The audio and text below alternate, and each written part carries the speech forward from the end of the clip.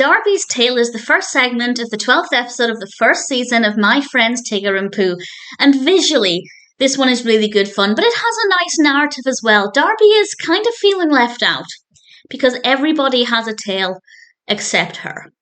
So the others try to help her come up with a tail and create a tail and find a way to fit in. So it's kind of about feeling left out, but we also have a lovely message about uniqueness and the things that make us different, and the fact that we can do things the same as other people. It might just be slightly different. So there will be spoilers as I discuss what happens in this and ultimately how that message comes about. So the reason it's really fun visually is because Darby tries on different tails. She tries on a Tigger tail, which I thought looked fantastic. And she also tries on an Eeyore tail, which looks brilliant. And it's just really good fun to see her trying these tails. We also have an attempt at a pogo stick, which is what I thought was going to happen when we saw her trying on the Tigger tail. And Tigger was going to try it out for bouncing.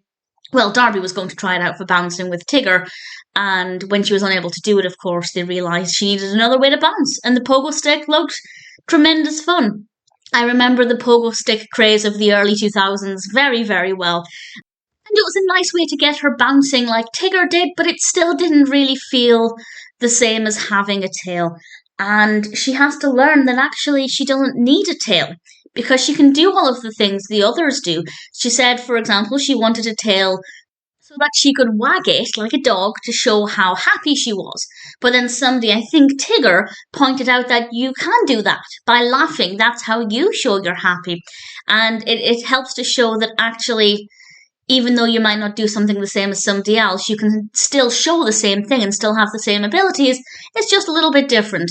And not having a tail doesn't mean that you're left out. It just means that we're all different and have our own ways of doing things, but we can all work together and enjoy the same things, such as bouncing. Darby just needs to use a pogo stick. Not a problem.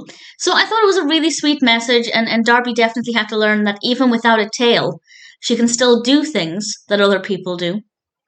And that there are things that make her unique compared to the others. Obviously, the other characters can laugh, but her way of expressing happiness is different to, for example, a dog with a tail. So there are a lot of great things in this, but visually, it's just tremendous fun with Darby and the different tails. I really thoroughly enjoyed it. I thought Darby's tail was very, very cute.